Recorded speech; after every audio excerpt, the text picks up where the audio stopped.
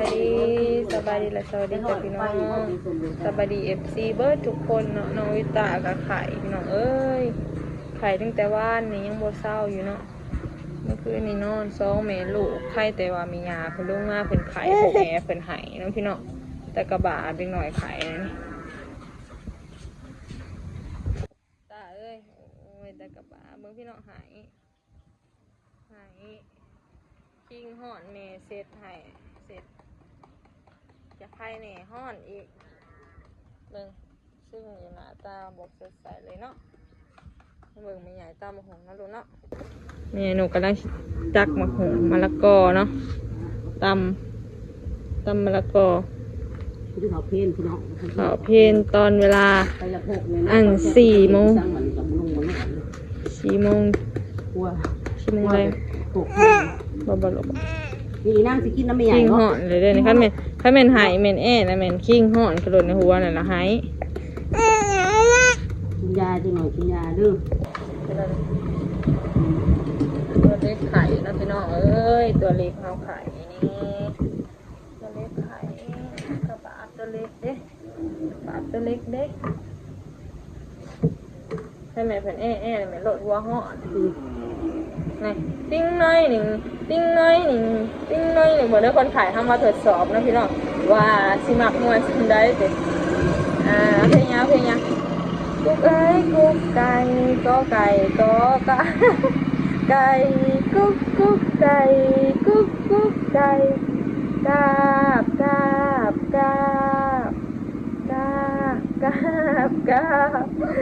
หน้าตาก็ท่าทางนี่บ่ไปพร้อมกันเลยเนาะของขายนะพี่น้องเรือสำนีบ่แม่ไข่นะเห็ดไปท้องแตะบ่แม่นว่าอันยังได้กินน้ำ กินน้ำจนเบิดเลยนี่ลูกกับฟ้าลูกเลยบางหม่องน้ำเนาะหม่องซุปเขาก็มาขายนี่ก็แม่ใหญ่นกกำลังสิตำมะละกอใส่อันขนม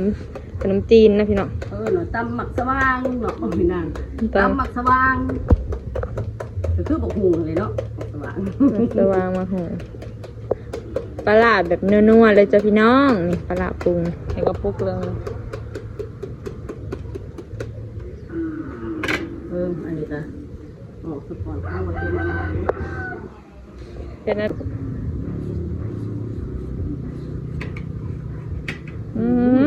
เขาก็คือว่าอันตรายเอื้อนสาวเพชรคิดกับมันสาวตัวหนึ่งพี่น้องเนาะ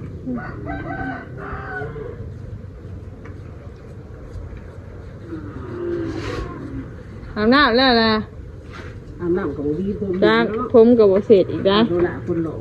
โดละคนโกะโดละมาสัมผัสดูมีแฟนหรือว่าเจ้านะยังโสดอยู่ติโอ้โสดติเอาวะโสดมักผู้สาวแล้วผู้สาวจะเสือมักผู้สาวแล้วผู้พี่เขามักแก้วบอกมักเองหลานเลย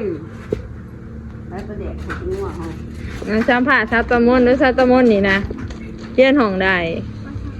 ปซองก็ไก่จักได้หรือบ่วัยรุ่นอันนั้นนะวัยรุ่นอันรถถีบอันนั้นเด็กแว้นเนาะเดี๋ยวเลยนะพี่น้องตำอันมะละกอใส่กับอันนั้นวันไอ้นกบอกว่าบ่เผ็ดเนาะเป็นอะไรสีมันน่ะคือสิบ่เผ็ดแต่กินเนี่ยโอ้สุดยอดเพราะว่าพริกอันเคี้ยวเนาะพริกอ่อนพริกอันน้ำจะกินอยู่ใช่แหละไปกินญี่ปุ่นป่ะ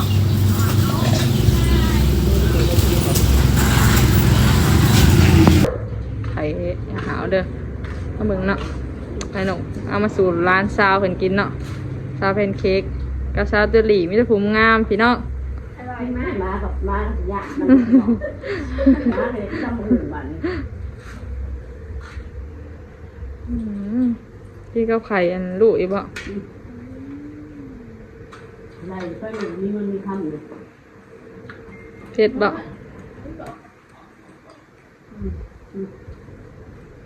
มาเริ่มนี่จ้ะ ตากระยาบ่ลูกหืม เนื้อแห้งแห้ง ไหนมันกินเยอะมันก็กินขาไก่ เนื้อมันถังลง หมามันสิกินไก่แต่ค่ะมันกินไข่ ของโลกไม่ให้ของโลกก็เปิดมากินเลยค่ะ เมื่อได้เซ็งนะโอ้ยบ่ได้ไปโรงเรียนก็สิจบแหละเออ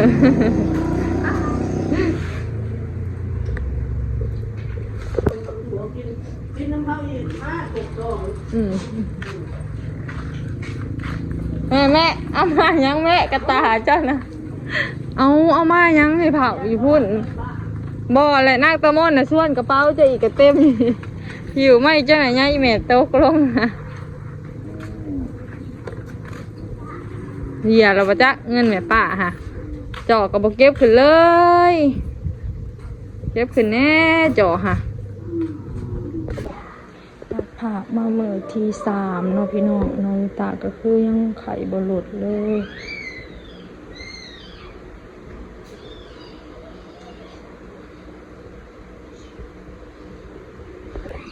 น้องตากับไข่เนี่ยเราจะพี่น้องเนาะแต่ว่าเพิ่นไข่ออกตุ่มนี่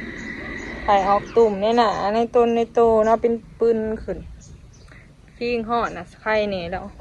ให้เด้อนี่พี่น้องนะเพิ่นแถวแก้มแถวยางแถวต้นแถวโตนี่เป็นปืนไข่ออกตุ่มแล้ววันนี้เราขี้งหอดนั่น3-4 มื้อเนาะจังได้ไข่แต่ก็มาไข่ออกตุ่มแล้วก็ขี้งก็เย็นแล้ว แต่ว่าแอบแห้งแอบชุดๆเลยมันยังบ่ได้ขี้งเก่า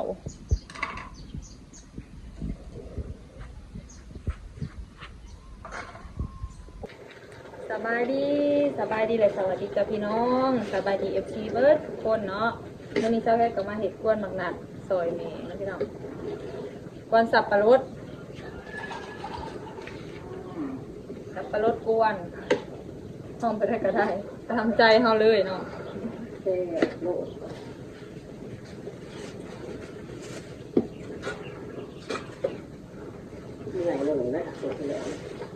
ไปเล่นใส่เวลาแบบเป็นอะไรตัวแห้งๆเนาะ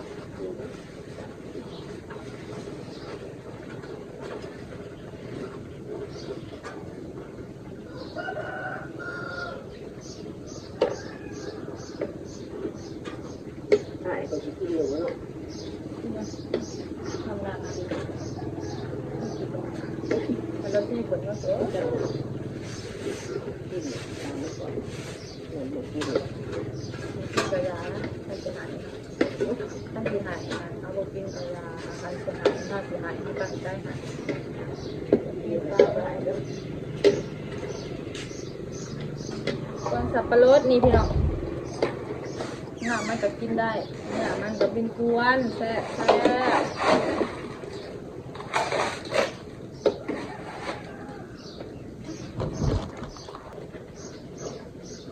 ต้องใส่หมักผ้านั่นเนาะ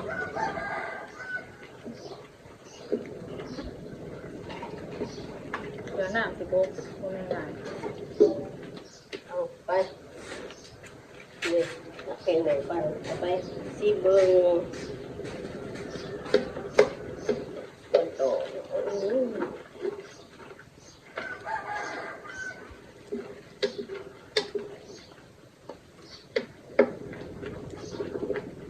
ุณจะเอาในกระหม่อมเลย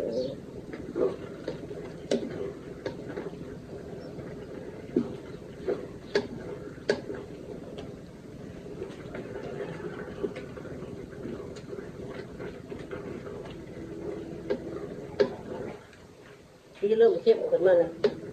สีเริ่มเข้มขึ้นมาเนี่ยมาไทย ต้นสับปะรด ในประทงโล จังหวะแล้ว เผื่อมีคนสั่งโคตรโลหะ ขายเป็นโลบ่ขายเป็นถุงเอาขายเป็นขีดเอา ขีดละ20 20 บาทเอาโลเด้ โล200บางคนเขาขายโล250 แล้วโลหนึ่งนะมันจะขีดจังสิว่าขีดละ20 คอมเมนต์โลหนึ่งมี10 ขีดเด้อจ้า เนาะบ่แม่นโลเนาะลืม สมองมันเก่าเบอร์เด้อพี่น้องจะมาซิมดูใส่อีกในน้ำแข็งนะมันบ่อยากจะเห็นแบบธรรมศาสตร์กันเลยบอกว่าใส่น้ำตาลล้างอย่างแซ่บอันนี้ก็น้ำหมักหนัดนะพี่น้องน้ำสับปะรด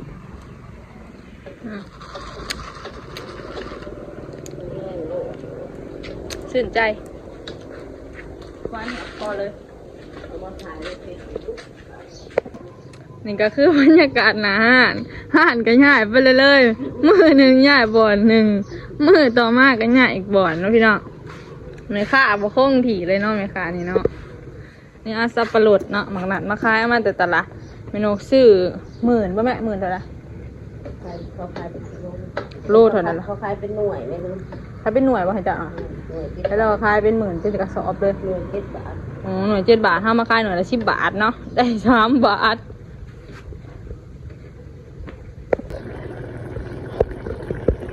นี่นะพี่น้องเอา หอมนะพี่น้องหอมต้องเรียนมาแต่อันไหน น้ำสับปะรดของข่อยนะ บ่น้ำสับปะรดจากที่ เอา กินให้หมดเลยแซ่บ ชิมรสชาติ สุดใจ ชื่นใจแห้ง แห้งควรเลยเอาเพียง